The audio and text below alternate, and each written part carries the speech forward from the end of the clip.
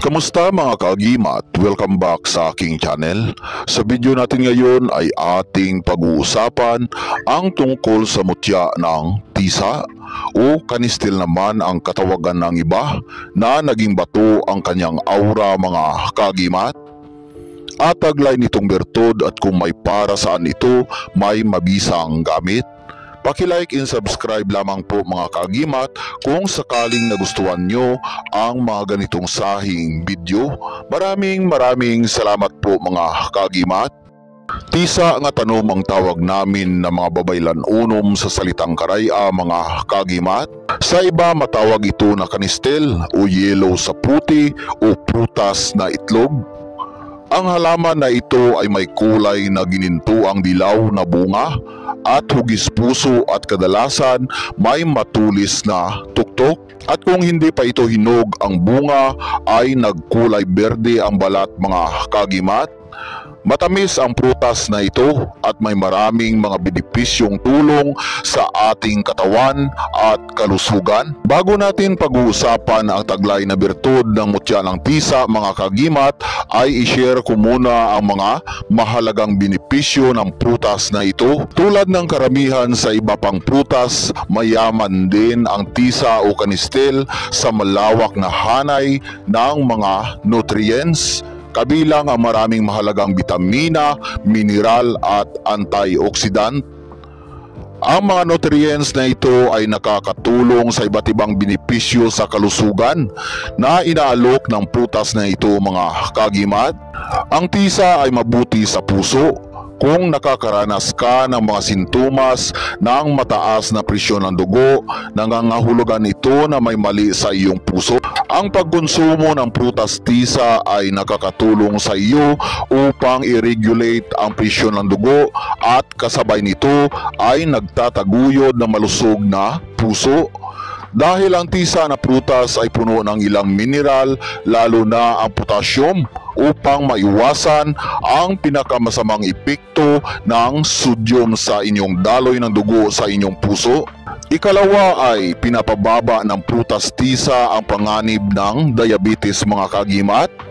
At pinapababa din ang panganib ng katarata at ginagamot din ng tisa ang osteoarthritis. At makakatulong din ang tisa upang pigilan o makakaiwas sa sakit na mga kanser mga kaagimat. At may mahusay din na aura ang tisa para sa panunaw at pumipigil sa anemia. Nagtataguyod na malusog na buto at ang prutas na ito dahil sa may mataas na halaga ng iron, ito ay lubhang kapaki-pakinabang upang mapabuti ang kalusugan ng utak. Nakakatulong din na mapabuti ang oxygenated na daloy ng dugo sa utak na tumutulong upang maiwasan ang panganib ng mga sakit sa nervous system. Sa mga agimat sangkap na posibleng taglay ng tisa ay isa na dito mga kaagimat ang kanyang liso o buto na naging bato ang aura niya mga kaagimat. Pero hindi din halos lahat ay makapangalap o makakita ng madalian ang kanyang mutya dahil nakadepende din sa swerte o di kaya'y mismong tagna-bugna na ipagkaloob sa iyo ang agimat sangkap. Kung sakaling makatangan kayo ng ganitong sahing agimat sangkap, ito ay may mabisang proteksyon at depensa at may kagahom na makakatulong sa pagpalakas at pampatalas ng isip mga kaagimat. May malaking tulong ang mutya na ito upang mas lalo pang aktibo ang ating memorya at pinaliliwas ka din ito sa madaling pagkakalimutin mga kaagimat. May mga nangyayari minsan na ang iniisip mo mga plano ay hindi mo na maalala minsan mga kaagimat. Kailangan na masulat pa ito para matandaan.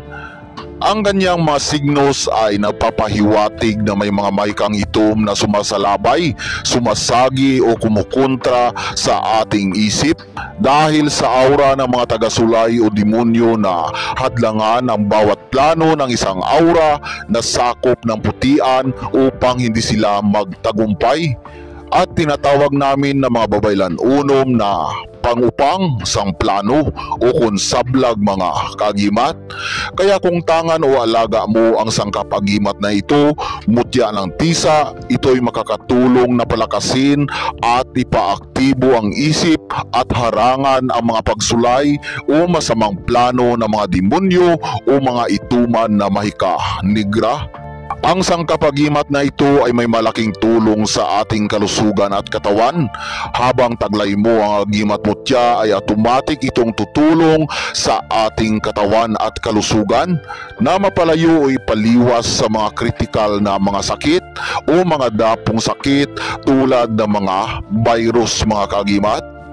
At sa may mga malalang sakit naman na aura ay kusa niya itong pahuhupain o dahan-dahan na higupin para mailagay sa wasto ang aura ng iyong katawan at kalusugan mga kagimat. At palagi lang natin tandaan mga kagimat, ang mutya o bawat sangkap-agimat na ating tangan o alaga ay gumagana ng malakasan kung buo ang ating paniniwala at walang halong alinlangan. Alagaan natin sila na buo sa ating kalooban upang sila ay mapadaling mapaamo at mas lalo pa itong lalakas ang taglay nilang mga mahikagahom. Ang ating paniniwala na buo sa ating kalooban ay isang pinakamalakas na susi upang mas lalong mapaantig ang bawat presensya o aura gahom ng bawat sangkap-agimat at mga gabay mga kagimat. At ang pinakamalakas sa lahat ay ang paniniwala natin sa dakilang Diyos may likha sa lahat-lahat. Ang bawat sangkap-agimat ay isang instrumentong lalang niya lamang mga kagimat. Ginawa niya ito dahil ito ang paraan na tinatawag na bugna tagna o regalo na galing sa kanyang walang hanggang kabusilak na puso.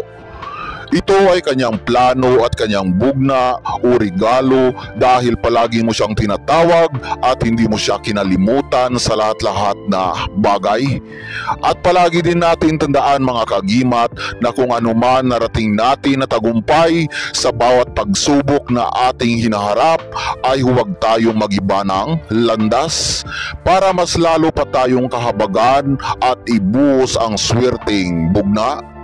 Ang mutya tisa ay pwede din na ibabad sa tubig at gawin lamang sa araw ng Biyernes mga kagimat, at ang pinababaran mo ng tubig ay pwede na gawing inumin. Makakatulong ito upang linisin ng kanyang mahikagahom ang sa loob ng ating katawan. Kanyang tanggalin ang mga nakabarado o nakadikit na mga libreng radicals na siyang nakakasira sa ating kalusugan mga kagimat. Hindi ko kayo pinipilit na maniniwala kayo sa aking mga sinasabi dito mga kagimat, dahil lahat naman tayo ay mayroong tagsang paniniwala at mga tradisyon. At sa bawat mga antingiros, mga manggagamot at spiritual healer ay mayroong taglay na tagsang abilidad na sikrito. At hindi halos lahat ay magkapariha ng mga abilidad o mahikagahom na taglay. Sa pagsagawa ng pagbabad ng mutya tisa sa tubig ay sasambitin lamang ang ritual na ito ng 3 beses mga kagimat at gawin sa araw ng Biyernes lamang mga kagimat. Ang ritual ay kanyang susi o yabi para sa pangbukas sa kapangyarihang pangtalab kung ibabad ito sa tubig para gawing panggamot sa sakit mga kagimat. Kung may mutya ka ng tisa na naging bato ay magagamit mo itong ritual mga kagimat. Ito po ang ritual mga kagimat. Sana mitisa dulor mius, Dios omnipotente, susipi et exonera, doloris mius in nomine tu, Dios mius omnipotente, adoro te. Yan po ang ritual mga kagimat. Sa pampalakas at pampaamo naman ng sangkap-agimat na ito ay pahiran lamang ng Divine Oil Aura sa araw lamang ng Biyernes mga kagimat. Pwede din na ibabad ito sa tubig. Sa bawal nito ay bawal na dalhin sa sementeryo. Bawal ka din na makbangan kapag suot ang agimat. Bawal na isuot kapag makipagtalik. Pero kung sakaling nakalimutan at nagawa ang mga bawal, ang gagawin lang mga kagimat ay pahiran lamang ito ng Divine Oil Aura upang manumbalik ang taglay nilang mga mahika gahom. At sobrang dami pa nitong magagawa mga kagimat na madiskubrihan natin mismo kapag sakaling tangan o alaga ang ganitong sahing sangkap agimat. Hanggang dito na lang po ang video natin mga kagimat at maraming salamat po mga kagimat sa inyong pagtanaw, pag-like and subscribe at pagsuporta sa aming YouTube channel na mga Babaylan Unom at pati na din sa lahat ng mga followers sa aming shop sa Shopee. Maraming salamat po mga kagimat.